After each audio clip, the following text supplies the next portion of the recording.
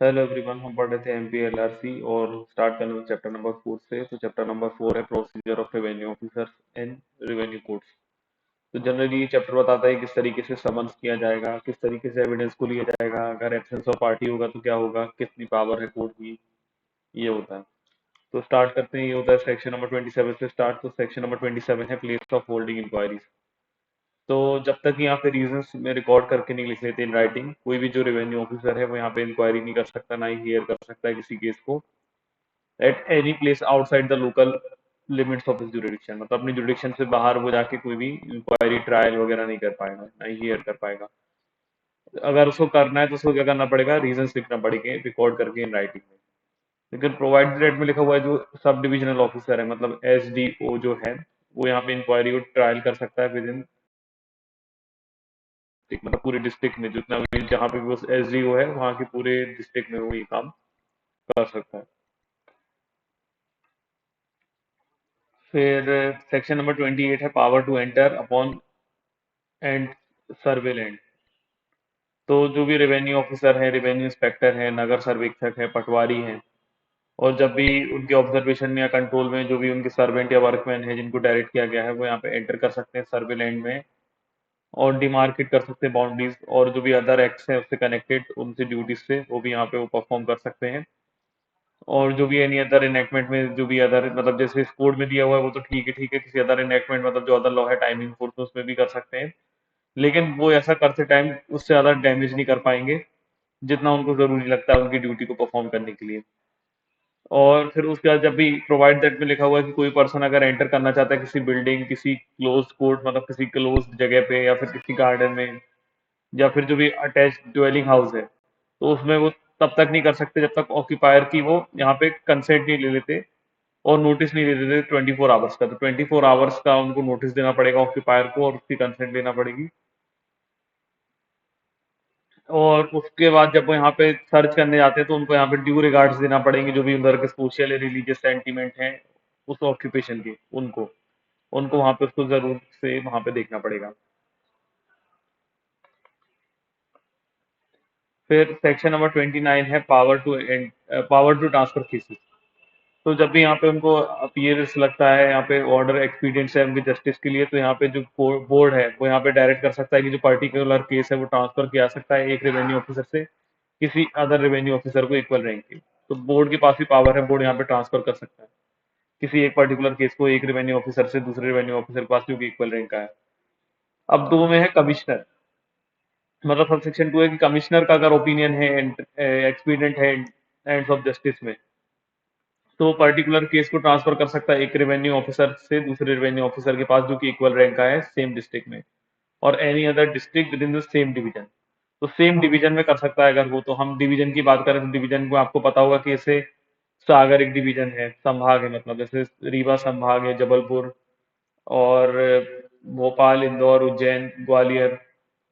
तो इन संभागों में क्या होता है कि संभाग मतलब एक डिवीजन है। अब जैसे सागर डिवीजन की बात करें तो सागर डिवीजन में सागर, छतरपुर, टीकमगढ़, पन्ना, निवारी। तो अब जो ये है सागर डिवीजन सेम डिवीजन है, तो जो डिवीजनर का कमिश्नर है, मतलब यहाँ पे सागर का जो कमिश्नर है वो पूरे डिवीजन, मतलब यहाँ पे छतरपुर, पन्ना, सागर, टीकमगढ़, निवारी, ये जो इसमें आते हैं, इसकी किसी एक केस को किसी दूसरे डिस्ट्रिक्ट में भी ट्रांसफर कर सकता है विद इन डिवीजन, मतलब सेम डिवीजन में कर सकता है। डिवीजन के बाहर के किसी डिस्ट्रिक्ट में नहीं कर पाएगा। ये आपको याद रखना चाहिए। फिर सेक्शन नंबर 30 है power to transfer cases to and from subordinate. तो जो भी कलेक्टर है या सब डिविजनल ऑफिसर है, मतलब एसडीओ है या फिर तहसीलदार है, वो यहाँ पे मेक ओवर कर सकते हैं किसी केस को या क्लास ऑफ केसेस को जो भी इस कोड में मतलब राइज हो रहे हैं, या फिर किसी अदर इनेक्टमेंट मतलब किसी अदर लॉ में हो रहे हैं जो कि टाइमिंग फोर्स में एप्लीकेबल है, और जो डिसीजन है खुद की फाइल का वो यहाँ पे किसी रेवेन्यू ऑफिसर को दे सकते हैं जो सबऑर्डिनेट है उनके, जो कॉम्पिटेंट है उसको डिसाइड करने के लिए उन केस को या क्लास ऑफ केसेस को। या फिर वो क्या कर सकते हैं, विड्रॉ कर सकते हैं किसी केस को, क्लास ऑफ केसेस को किसी भी रेवेन्यू ऑफिसर से जो भी है, जो डील कर रहे हैं उस केसेस को, और खुद भी वो उस केस को डिस्पोज ऑफ कर सकते हैं, या फिर रेफर कर सकते हैं सेम किसी भी डिस्पोजल के लिए किसी अदर रेवेन्यू ऑफिसर्स के जो भी सबऑर्डिनेट हैं उनके, कॉम्पिटेंट करने के लिए, डिसाइड करने के लिए केस या क्लास ऑफ केसेस को। फिर जो कमिश्नर है, कलेक्टर है, सब डिविजनल ऑफिसर है या तहसीलदार है, वो यहाँ पे मेक ओवर करेगा केस को इंक्वायरी करने के लिए, रिपोर्ट करने के लिए। केस या क्लास ऑफ केसेस को जो भी इस कोड में है या किसी अदर एनेक्टमेंट में जो भी टाइमिंग इन्फोर्स में है, या तो खुद और खुद की मतलब enforce from his own file, मतलब या तो उनके खुद की केसेस या किसी अदर रेवेन्यू ऑफिसर्स के जो भी उनके सबऑर्डिनेट है। मतलब ये किसी सबऑर्डिनेट जो है कमिश्नर के, कलेक्टर के या सब डिविजनल ऑफिसर या तहसीलदार के, वो लोग किसी भी अपने जो सबऑर्डिनेट ऑफिसर्स हैं उनको इंक्वायरी या रिपोर्ट करने के लिए बोल सकते हैं किसी भी केस या क्लास ऑफ केसेस को, जो भी इस लॉ में आते हैं या किसी अदर लॉ में आते हैं जो टाइमिंग इन्फोर्स में है। अब सेक्शन नंबर 31 है conferral of status of court on board and revenue officer. तो जहाँ पे जो बोर्ड है या रेवेन्यू ऑफिसर है जब भी एक्सरसाइज कर रहे हैं पावर इस कोर्ट में किसी अदर इनेक्टमेंट में जो कि टाइमिंग फोर्स में एप्लीकेबल है, तो वो यहाँ पे इंक्वायरी कर रहे हैं, डिसाइड कर रहे हैं कोई भी क्वेश्चन को, जिसमें डिटर्मिनेशन कर रहे हैं वो यहाँ पे बिटवीन द स्टेट गवर्नमेंट और किसी पर्सन के बीच में किसी भी डिस्प्यूट को, या फिर between the parties to any proceedings में, तो उनको यहाँ पे क्या बोलेंगे, रेवेन्यू कोड बोलेंगे। तो मतलब बोर्ड या फिर रेवेन्यू ऑफिसर कोई भी ऐसा काम कर रहा है जिसमें किसी डिस्प्यूट को डिसाइड कर रहा है, जो भी या तो स्टेट गवर्नमेंट या किसी पर्सन का या पार्टी टू द प्रोसीडिंग को है, तो उसको क्या बोलेंगे, हम रेवेन्यू कोड बोलेंगे, रेवेन्यू कोड बोलेंगे। अब section number 32 inherent powers of revenue code. तो रेवेन्यू कोड के पास कुछ इनहेरेंट पावर भी होती है, जैसे हमने सीपीसी में देखा था कि इनहेरेंट पावर होती है कोर्ट के पास, या सीआरपीसी में भी सेक्शन 482 में हाई कोर्ट के पास बस होता है सीआरपीसी में। उसी तरीके से यहाँ पे नथिंग इन दिस कोड, मतलब इस कोड में किसी भी तरीके से यहाँ पे डीम टू लिमिट, किसी भी तरीके से लिमिट नहीं किया जाता है, अदरवाइज इफेक्ट नहीं किया जाता इनहेरेंट पावर्स जो भी है रेवेन्यू कोड के पास उसको, जिसमें वो यहाँ पे कोई भी ऑर्डर पास कर सकती है जो कि उनको नेसेसरी लगता है एंड्स ऑफ जस्टिस के लिए, या फिर प्रिवेंट करने के लिए किसी भी अब्यूज जिसमें प्रोसेस ऑफ कोड का अब्यूज हो रहा है, मतलब एक तो प्रोसेस ऑफ कोड को अब्यूज होने से बचाने के लिए, या फिर एक तो नेसेसरी जब उनको लगता है इंटरेस्ट ऑफ जस्टिस, तो यहाँ पे कुछ वो क्या कहते हैं, ये इनहेरेंट पावर की यूज कर सकते हैं। अब सेक्शन नंबर 33 है power of revenue officers to require attendance of person, production of document and receive evidence. तो जब भी यहाँ पे प्रोविजंस को ध्यान में रखते हुए सेक्शन 132 एंड 133 ऑफ सीपीसी के और जो भी रूल्स बनाए गए हैं सेक्शन 258 में, जो इस सेक्शन में मतलब जो सॉरी इस वाले कोड में, तो जो भी रेवेन्यू ऑफिसर है या रेवेन्यू कोर्ट है, जब भी यहाँ पे उसके पास जब भी वो एक्ट कर रहा है, मतलब रेवेन्यू कोर्ट में रेवेन्यू ऑफिसर जब भी कोई एक्ट कर रहा है, तो यहाँ पे वो उसके पास पावर है कि वो यहाँ पे एविडेंस को ले सकता है, समन कर सकता है किसी पर्सन को जिसके अटेंडेंस यहाँ पे उसको लगता है कि नेसेसरी है, और उसको एग्जामिन कर सकता है, और उनको बोल सकता है कि वो किसी तरीके का एविडेंस दें, ऐसा विटनेस, या फिर प्रोड्यूस करें कोई डॉक्यूमेंट जो कि यहाँ पे इंक्वायरी या किसी केस से रिलेटेड है, जरूरी है, या तो इस कोड में किसी एनी अदर एनेक्टमेंट में जो कि टाइमिंग इन्फोर्स में है। अब लेकिन यहाँ पे no person shall be order to attend in person unless he decides, तो यहाँ पे किसी पर्सन को इन पर्सन बुला नहीं सकते जब तक कि क्या ना हो, जब तक कि या तो वो विद इन लिमिट ना रहता उस तहसील में, मतलब जिस तहसील में रेवेन्यू ऑफिसर एक्ट कर रहा है, जहाँ पे बुला रहा है वो रेवेन्यू ऑफिसर की जुरिडिक्शन उस तहसील में ना रहता हो। अगर नायब तहसीलदार है तो नायब तहसीलदार या कोई अदर रेवेन्यू ऑफिसर की बात करें तो उसकी जुरिडिक्शन में ना रहता हो। मतलब अगर तहसील की बात करें तो रेवेन्यू ऑफिसर की बात करें तो उस तहसील में होना चाहिए और नायब तहसीलदार की जुरिडिक्शन में होना चाहिए। अगर किसी रेवेन्यू ऑफिसर की बात करें तो उनकी भी जुरिडिक्शन में पर्सन को रहना चाहिए। और अगर ये नहीं हो पाता तो बी वाली बात करता है कि बी वाला बताता है कि जब भी कोई लिमिट्स अगर इसमें नहीं होती तो वो ऐसी प्लेस पे है जो कि लेस देन 50 है, तो उसको आना पड़ेगा। या फिर अगर वहां पे कोई रेलवे कम्युनिकेशन वगैरह के लिए, मतलब रेलवे वगैरह के साधन वहां पे उपलब्ध हैं, या फिर अदर एस्टेब्लिश्ड पब्लिक कन्वेंस है जो कि यहाँ पे 5-6 डिस्टेंस पे है बिटवीन द प्लेस जहाँ पे वो रहता है और जहाँ पे उसको समन किया गया है अटेंडेंस करने के लिए, या फिर वो पर्सन रहता है 200 मील्स के डिस्टेंस पे, 200 माइल्स के डिस्टेंस पे उस प्लेस पे।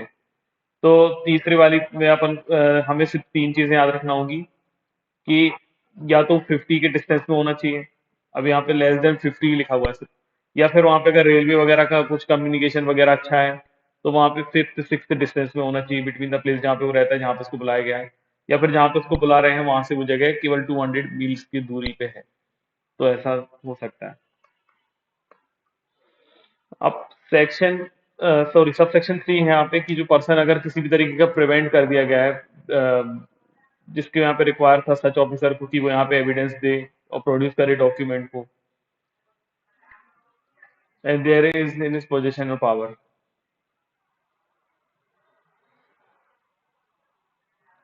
हाँ, तो इसका मतलब ये है कि किसी पर्सन को जो भी यहाँ पे प्रेजेंट है यहाँ पे रेवेन्यू ऑफिसर के पास, उसको ये बोला सकता है कि वो किसी भी तरीके का एविडेंस दे या किसी डॉक्यूमेंट को प्रोड्यूस करे जो कि उसकी पोजीशन और पावर में है। और फिर उसके बाद है कि रेवेन्यू ऑफिसर जो है उनके पास पावर है कि वो कमीशन भी इशू कर सकते हैं एग्जामिन करने के लिए किसी पर्सन को, अगर कोई पर्सन एग्जाम्प्ट है अटेंड करने के लिए कोर्ट में। मतलब जैसे हमने सीपीसी में देखा था कि बहुत सारे पर्सन अब वो रहते हैं, मतलब ये क्या कहते हैं, प्रिविलेज्ड रहते हैं कि वो कोर्ट वगैरह की प्रोसीडिंग में नहीं आते, सिर्फ प्रेसिडेंट है या गवर्नर ऑफ स्टेट है, तो उस तरीके से तो उनको एग्जामिन करने के लिए कमीशन को इशू किया जा सकता है। जो जो पर्सन यहाँ पे है can not be order to attend in person है, या फिर अनेबल टू अटेंड है ऑन अमाउंट ऑफ सिकनेस और इन्फर्मिटी, या फिर वो सिक है, बीमार है या इन्फर्म है कोर्ट में आने के लिए, तो उनके लिए यहाँ पे कमिश्नर को इशू किया जा सकता है। अब सेक्शन नंबर 34 है कंपेलिंग अटेंडेंस ऑफ विटनेसेस। तो यहाँ पे जब भी कोई पर्सन है जिसको यहाँ पे समन किया गया है कि वो अटेंड करे एज अ विटनेस और प्रोड्यूस करे किसी डॉक्यूमेंट को, और वो फेल हो जाता है कंप्लाई करने में इस समन्स को, तो जो भी ऑफिसर्स हैं जिन्होंने समन भेजा था वो इशू कर सकते हैं। सेक्शन 33 में क्या कर सकते हैं, या तो वो bailable warrant of arrest issue कर सकते हैं, या फिर वो ऑर्डर कर सकते हैं उसको कि वो फर्निश करेगा सिक्योरिटी फॉर अपीयरेंस, मतलब वो कुछ सिक्योरिटी वगैरह दे दे जिससे ये अश्योरेंस हो जाए कि वो यहाँ पे अपीयर होगा, या फिर उसके ऊपर इम्पोज कर देंगे फाइन नॉट एक्सीडिंग ₹50, तो या तो ₹50 का फाइन उसके ऊपर लगा दिया जाएगा। तो यहाँ पे 34 सेक्शन ये बताता है कि अगर कोई पर्सन को बुलाया जा रहा है लेकिन वो नहीं आता तो क्या कर सकते हैं। तो ये तीन चीजें कर सकते हैं, तो वेरिएबल वारंट इशू कर देंगे, या तो उसको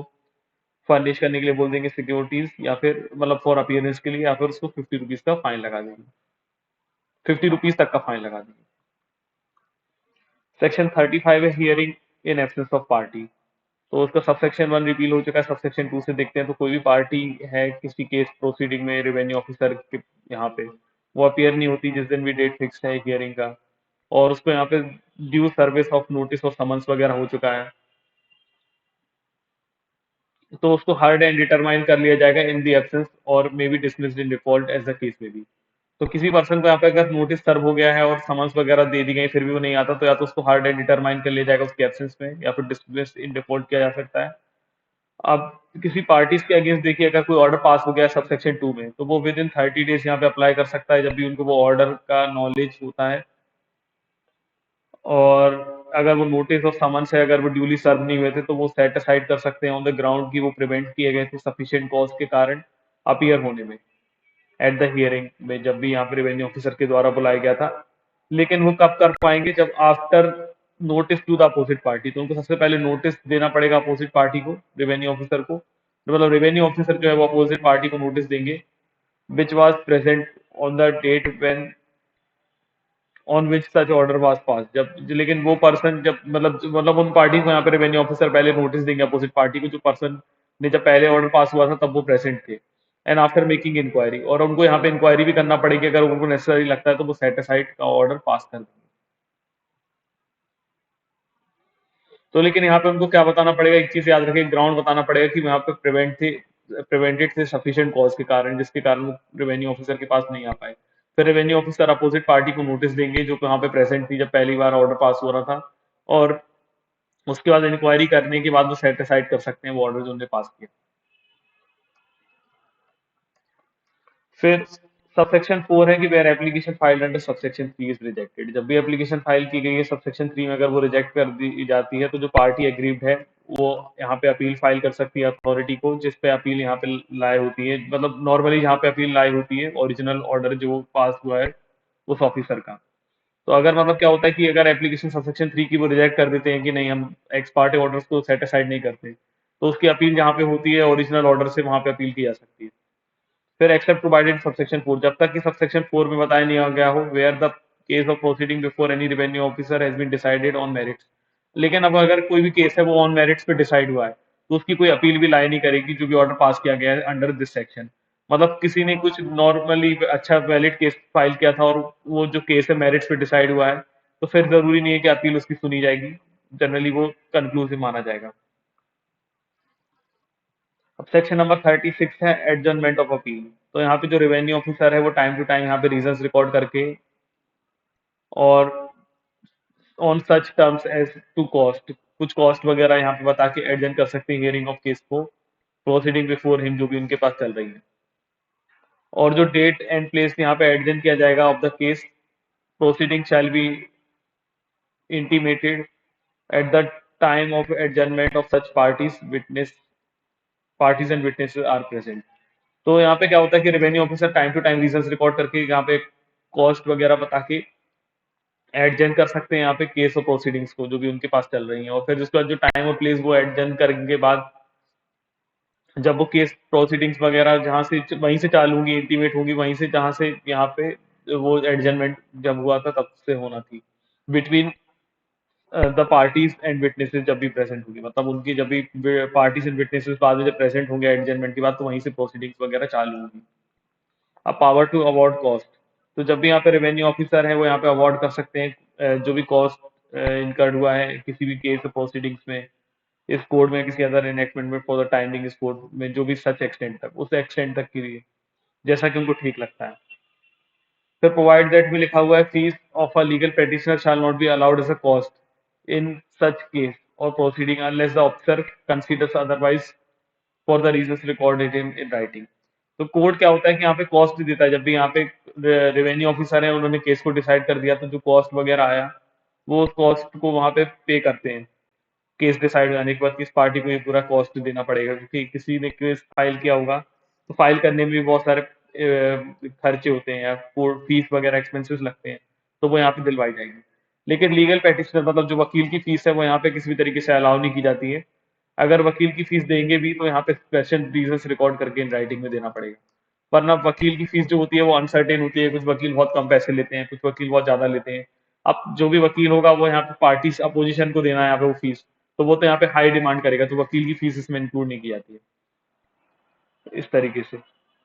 अब सेक्शन नंबर 38 है manner of executing order to delivery position of immovable property. तो जब भी किसी पर्सन के अगेंस्ट यहाँ पे ऑर्डर पास किया गया है कि उसको डिलीवरी करना है इमूवेबल प्रॉपर्टी की, इस कोड में वो ऑर्डर पास हुआ है, तो उसको एग्जीक्यूट किया जाएगा किस तरीके से। सबसे पहले या तो वो नोटिस सर्व कर दें किसी पर्सन को या पर्सन्स को जो इसके पास पोजीशन में है, और उनको वो रिक्वायर करेंगे उस टाइम को जो भी उनको रीजनेबल लगता है, after receive of the state notice to vacate the land, कि वो उस लैंड को वैकेट कर दें, तो मतलब यहाँ पे सबसे पहले वो नोटिस सर्व करेंगे उनको। और अगर वो नोटिस को वो ओबे नहीं करते, यहाँ पे जिन पर्सन को यहाँ पे वो नोटिस भेजा गया है कि आप उस लैंड को खाली कर दीजिए, तो उसके बाद क्या होता है कि उनको रिमूव किया जा सकता है, डिप्यूट कर सकते हैं सबऑर्डिनेट को यहाँ पे, कि वो रिमूव करके उस पर्सन को जो भी यहाँ पे रिफ्यूज टू वैकेंट कर रहा है उस जगह को, मतलब वैकेंट करने से मतलब खाली करने से मना कर रहा है उस जगह को। और अगर फिर भी नहीं मानता है तो अगर if such if officer removing such person resisted और ऑब्स्ट्रक्टेड बाय एनी पर्सन, अब जो ऑफिसर यहाँ पे उसको यहाँ पे रिमूव करने के लिए गए हैं, वैकेट करने के लिए गए हैं, वो उन लोगों को भी यहाँ पे रेजिस्ट कर रहा है, ऑब्स्ट्रक्ट कर रहा है, तो जो रेवेन्यू ऑफिसर है वो यहाँ पे समरी इंक्वायरी होल्ड करने के बाद फैक्ट्स ऑफ द केस को लिखने के बाद अगर वो सेटिस्फाई हो जाते हैं कि जो रेजिस्टेंस है वो ऑब्स्ट्रक्शन है विदाउट एनी जस्ट कॉज के हो रहा है, तो और वो जो रेजिस्टेंस ऑब्स्ट्रक्शन है वो अभी भी कंटिन्यू में है, तो वो विदाउट प्रेजुडिस किए प्रोसीडिंग्स को, जो भी पर्सन यहाँ पे लाइबल है इस लॉ में या किसी अदर लॉ में जो टाइमिंग फोर्स में जो पनिशमेंट उसको दिया सकती है, वो पनिशमेंट तो देंगे ही। उसके साथ यहाँ पे वो क्या करेंगे, टेक और कॉज टू बी टेकन, कुछ स्टेप्स वगैरह यूज कर सकते हैं और या फिर यूज करवा सकते हैं उस फोर्स को जो कि उनके ओपिनियन में, मतलब ऑफिसर के ओपिनियन में है, रीजनेबल है, नेसेसरी है सिक्योर करने के लिए कंप्लायंस उस ऑर्डर की। तो मतलब यहाँ पे क्या होता है कि इसको जो पनिशमेंट दी जाती है ऑब्स्ट्रक्शन वगैरह की वो तो दी जाएगी, उसके अलावा यहाँ पे रेवेन्यू ऑफिसर्स वगैरह जो है उनको यहाँ पे जितना ओपिनियन उनको लगता है कि रीजनेबल नेसेसरी है इसकी कंप्लायंस करवाने के लिए ऑर्डर की, वो उतना फोर्स वगैरह यूज करवा सकते हैं। अब सेक्शन नंबर 39 है persons by whom appearance is an application may be made before it to the revenue officer।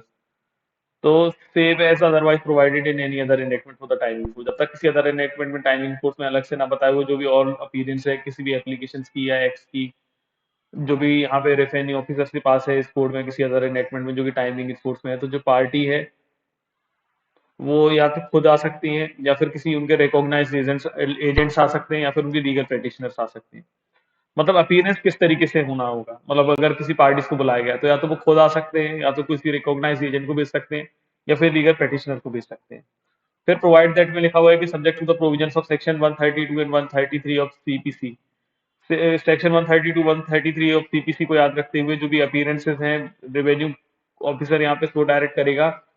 Party in person, अगर पार्टी इन पर्सन को बुलाया जाता है तो फिर पार्टी इन पर्सन को ही आना पड़ेगा। अगर रेवेन्यू ऑफिसर ऐसे डायरेक्ट कर दे कि पार्टी इन पर्सन को ही आना पड़ेगा, तो फिर उनको यहाँ पे रिकॉग्नाइज नहीं देंगे, लीगल पेटिशन को नहीं भेज सकते, पार्टी को खुद ही आना पड़ेगा। फिर प्रोवाइडेड फर्दर में लिखा हुआ अपीयरेंसेस अलोन में be by recognized agent falling under item clause item number 2 clause R of subsection 1 section 2। तो सेक्शन नंबर 2 के सबसेक्शन 1 के आर क्लॉज में सेकंड आइटम में फॉल कर जाएगा अगर इन पर्सन वो आता है तो। फिर section number 40 effect of rules in schedule 1। तो जो भी रूल्स यहाँ पे शेड्यूल 1 में दिए गए हैं उनका यहाँ पे इफेक्ट होगा in as the body under this code until annul or altered. तो यहाँ पे जो भी रूल्स बनाए गए हैं शेड्यूल 1 में वो यहाँ पे इफेक्ट में रहेंगे, जैसे कि वो एनेक्ट किए गए हैं बॉडी की तरह यहाँ पे अंडर दिस कोड, इस कोड में, जब तक कि उनको एल्टर या एनल नहीं कर दिया जाता। फिर सेक्शन नंबर 42 है यहाँ पे orders of revenue officer when reversible by reasons of error और इरेगुलरिटी। तो यहाँ पे कोई भी जो ऑर्डर है यहाँ पे पास किया गया है रेवेन्यू ऑफिसर के द्वारा, वो यहाँ पे रिवर्स नहीं किया सकता, अल्टर नहीं किया सकता अपील और रिवीजन में। जो भी यहाँ पे एरर, ओमिशन, इरेगुलरिटी, किसी भी तरीके की समन्स, नोटिस, प्रोक्लेमेशन, वारंट या ऑर्डर या अदर प्रोसीडिंग में हुआ है बिफोर और ड्यूरिंग इंक्वायरी या other proceeding under this code में है। तो मतलब यहाँ पे किसी भी तरीके का रेवेन्यू ऑफिसर का जो भी ऑर्डर है उसको रिवर्स या यहाँ पे अल्टर नहीं किया जा सकता किसी भी अपील में, रिवीजन में, या फिर किसी भी तरीके का यहाँ पे ऑर्डर में अगर एरर, ओमिशन, इरेगुलरिटी है, समन, नोटिस, प्रोक्लेमेशन, वारंट वगैरह जो भी उन्होंने इशू किया है बिफोर और ड्यूरिंग इंक्वायरी वगैरह में या अदर प्रोसीडिंग में अंडर दिस कोड, अनलेस जब तक कि उस एरर, ओमिशन, इरेगुलरिटी की वजह से फेलियर ऑफ जस्टिस ना हुआ हो। तो फेलियर ऑफ जस्टिस होना जरूरी है, अगर फेलियर ऑफ जस्टिस नहीं हुआ तो ये किसी भी तरीके का एरर जो है उससे किसी भी तरीके का जो ऑर्डर है वो रिवर्स नहीं किया जाएगा। फिर in determining whether the omission, error, irregularity जो भी प्रोसीडिंग में हुई है वो यहाँ पे फेलियर ऑफ जस्टिस हुआ है उसकी वजह से, तो यहाँ पे उस फैक्ट को पूरी तरीके से ध्यान में रखा जाएगा कि जो ऑब्जेक्शंस हैं वो यहाँ पे पहले लिए जा सकते थे कि अर्लियर स्टेज में, earlier stage in the proceedings में लिए जा सकते थे कि नहीं लिए जा सकते थे। सपोज कीजिए कि अगर कोई ऑब्जेक्शन है वो पहले लिया जा सकता था लेकिन जानबूझ के एंड में लिया गया है, तो फिर उसके बाद वो इस तरीके से समझा जाएगा कि ये ऑब्जेक्शन आप पहले ले सकते थे लेकिन नहीं लिया गया तो वेव ऑफ हो गया। फिर सेक्शन